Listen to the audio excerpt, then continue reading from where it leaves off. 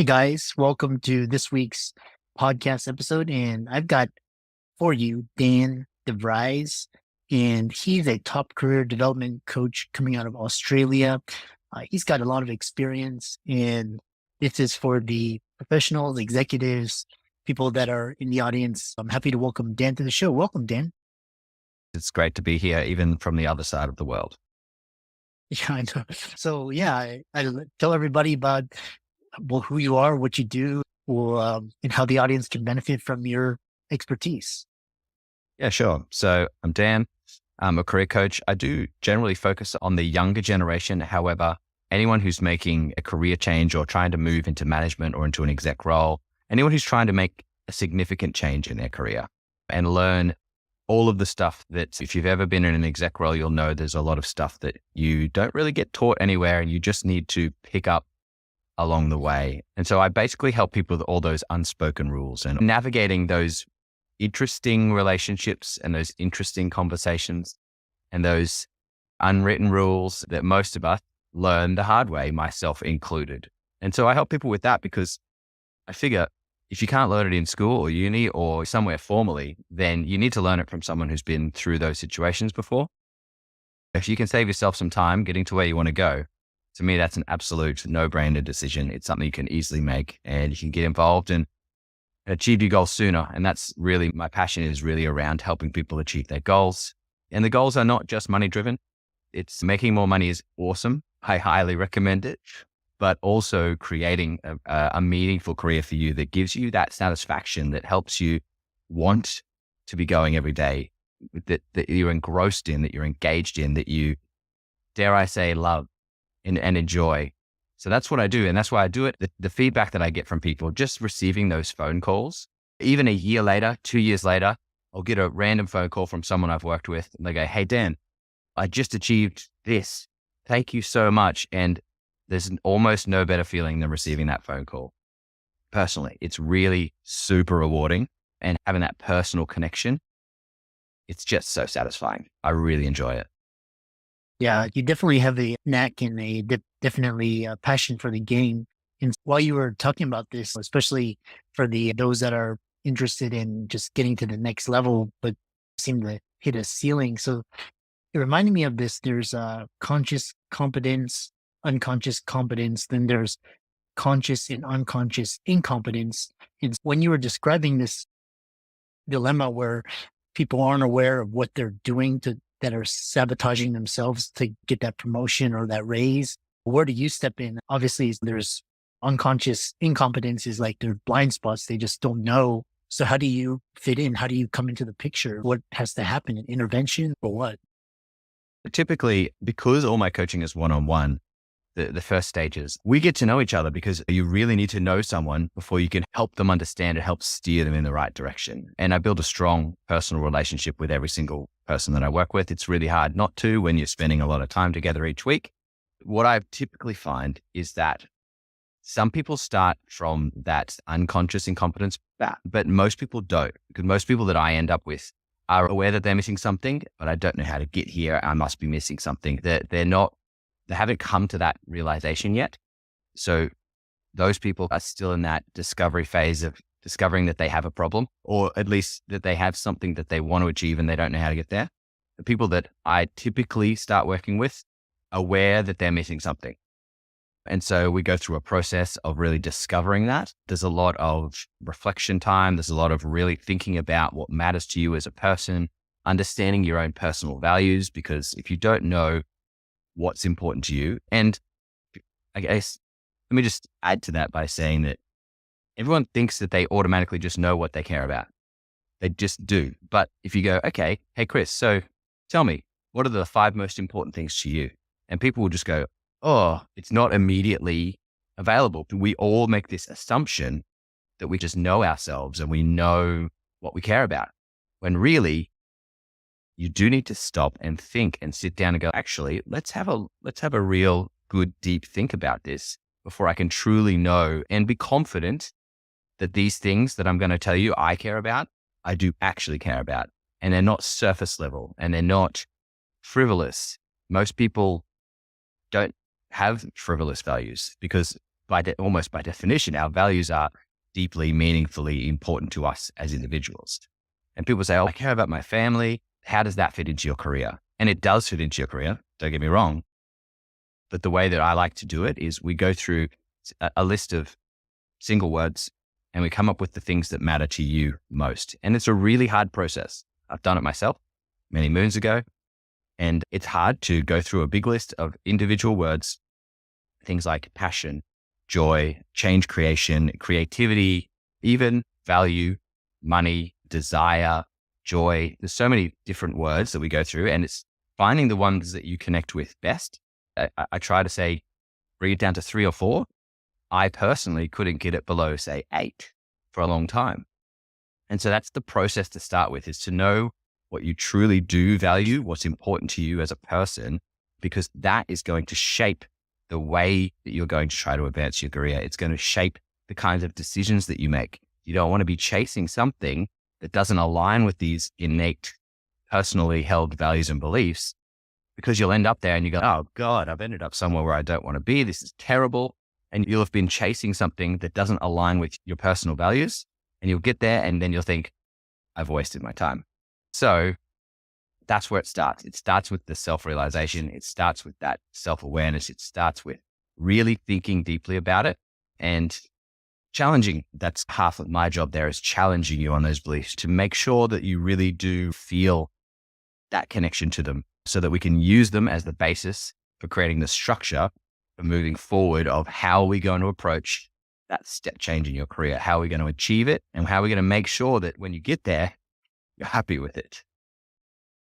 Yeah, sorry, just because of the background, but it's really interesting because what you're describing is this area where you're getting clients and at the stage of conscious incompetence. They know they're not doing, they're doing something wrong, so they're actually proactive. It really reminds me of my own, because like I also worked with a career coach, and it's really interesting because it was exactly how you described it. Because I was like, yeah, I want to be financially successful and I want to help people, and she was like, being a doctor isn't the only way to do that. There's a lot of different ways of helping people. But my paradigm was only being a doctor can you help people, which was so she helped me to open up the different options. The next question I have for you is, a lot of people, coaching takes a significant upfront investment in time. And some people are like, they don't want to pay. They think they can do it on their own and they don't need a coach. And so what's your response to this? Because you described this thing where you can fast and shortcut the path to success, but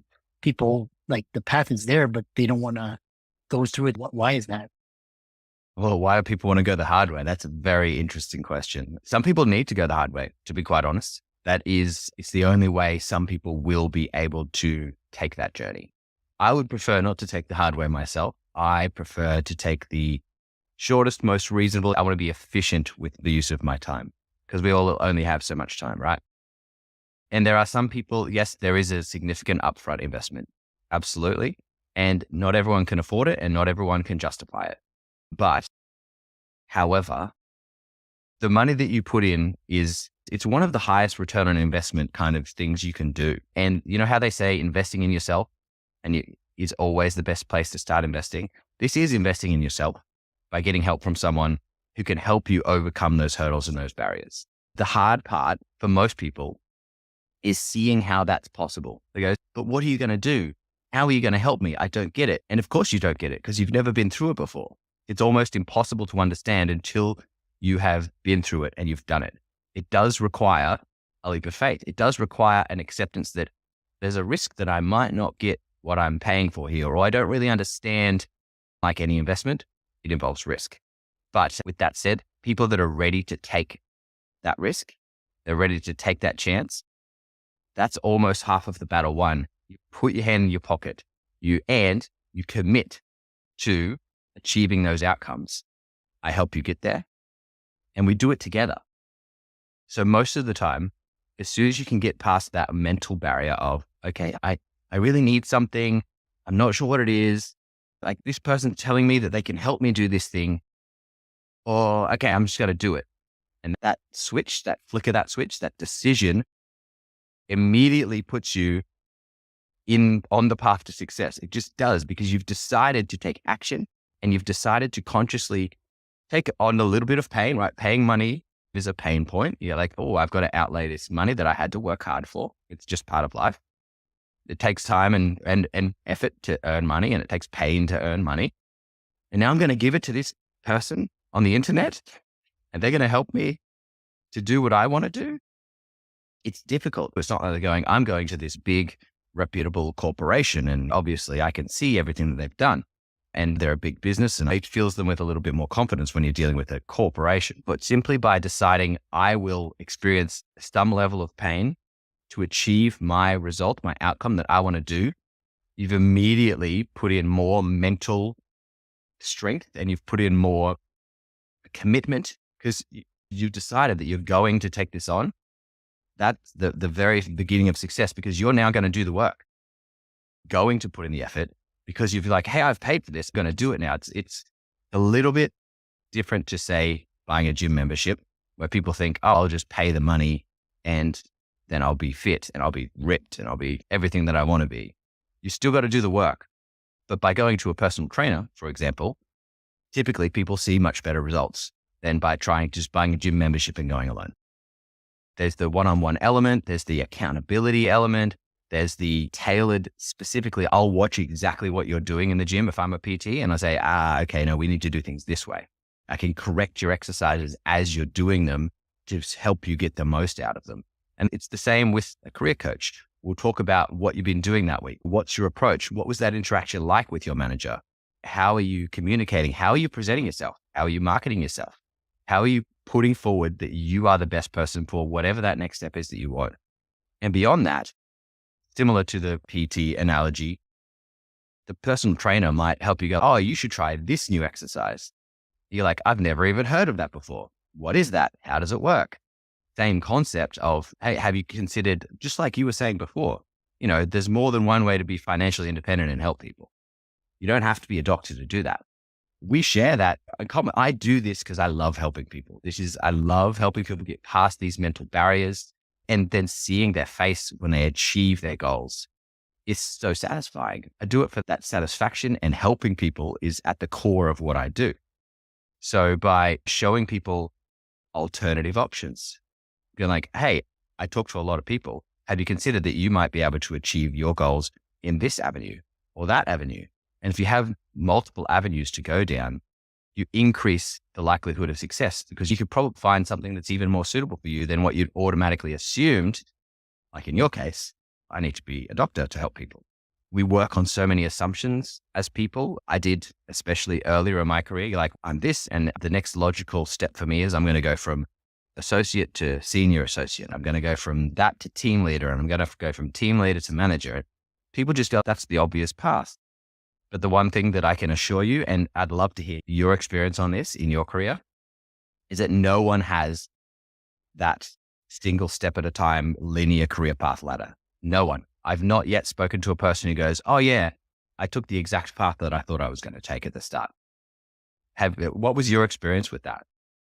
Yeah, it's really interesting because that kind of linear path is really characteristic of the medical profession. And earlier on, like 20 something years ago, I would work in the corporate world, climb the corporate ladder, become exec or C-suite or CEO, these types of things. But now there's no more this idea of job security and this kind of linear way. Out of all my colleagues, I'd probably say one of them has had that storybook career, just top notch and continuing, but very few, 99% have to go take X and then Y and then maybe come back to A, go to B. And their definition of success is not usually unexpected. Like they'll come to success, but it's not how they expected it. So that's the common theme. So true. And in the path of what I do, a bunch of TikTok live stuff. Like I do live coaching sessions on TikTok, which is really just ask me anything about your career. People leave comments and I'll give them kind of feedback and advice as things going. I'm talking to high school students sometimes, and they're saying, what am I going to do after high school? Some of them think they've got their career mapped out. I'm going, mate, you need to settle down, because I guarantee you things are not going to go to plan. But by knowing things aren't going to go to plan and opening yourself up to these unexpected opportunities that may present themselves, you're like, oh, I never really thought that was a possibility. That looks like something really interesting. As long as you understand the details of that opportunity and then make the assessment of, does this get me closer to the things that I care about and those things that align with my values? Yes, great. That's a good decision. Let's pursue it. Yeah, you really need to assess it for its validity with your own personal circumstances and your values. And that it helps you make those decisions instead of going, shiny object, let's go here, let's go there, let's go there. So you got to hit that happy balance between taking on new opportunities and sticking out in certain areas that will help you consolidate your experience, build that foundation to help you take on those more senior roles, even if they're in a totally different industry, in a totally different field, or something so obscure that you never considered it. Briefly moving back to the kind of unconscious incompetence, we all have that at a level because there's so much stuff out there we just don't know about. I talk to a lot of people about their careers, but I still hear about things and I go, I've never heard of anyone who does that. Doctors are obvious. Everyone knows what doctors do. They know they're the doctors because everyone goes to see the doctor. People doing so many interesting things, people working in new and upcoming roles, things like cybersecurity. There's 8 different niche specializations within that and stuff I'd never heard of before. And I'm a guy that helps people with their careers. So that there's an absolute plethora of stuff out there that you don't know exists. We live in our own little worlds. So by opening yourself up to those unexpected opportunities, I find personally with the people that I work with and people that I've gone through my career with, they're the people that take those unexpected opportunities that align with their personal values and where they want to take their career. They're the ones that really progress quicker because they don't wait for the perfect opportunity. They seize the opportunity that's in front of them, and that's how they make their progress. Very fascinating. Yeah, I love that. I love and then again, perfectionism is also one of these things that plagues doctors. So they avoid making a decision because they want everything to be perfect before they can. Yeah, and so that's why doctors struggle with career transitions a lot more. The younger generation is a little bit more open and flexible, and they consider different alternatives. How can people reach out to you and talk about career coaching and see if it's a good fit and follow your work? Sure. I'm on LinkedIn constantly, as you might imagine, as a careers guy. So yeah, I'm on LinkedIn. You can look me up. Just type my name into the search bar. Beyond that, dandevries.com is my website. You can find all my social links on there. You can find so the areas that I'm most active, LinkedIn and TikTok's not going to be for everyone, but it is a very interesting audience. If you just want a low commitment kind of way to see what I'm about, obviously you've already, something like watching a podcast is really good. But if you want to get live on TikTok and just dump some questions, try to trick me up, like there's all sorts of wild stuff happens on TikTok. Jump on. I do a live pretty much every day. It's a free for all, ask me anything. And if you've got like a specific problem that you're currently like having trouble managing your manager, or you're like, feel like you're missing some kind of missing element for taking that next step, pop it in the chat box and I will literally answer it live on air. I love doing that stuff. It's so unpredictable and it's highly entertaining in my experience too. But those are the best places to find me. LinkedIn, if you're a normal person and you like to engage and you can DM me and we can set up a time to chat, or TikTok if you like a little bit more chaotic kind of things. Yeah. Yeah. And I really enjoyed this conversation. And for the audience, be sure to give Dan's socials a like and follow and reach out to him for coaching and see if it's the right fit and check out his TikTok live. So thanks so much for coming on.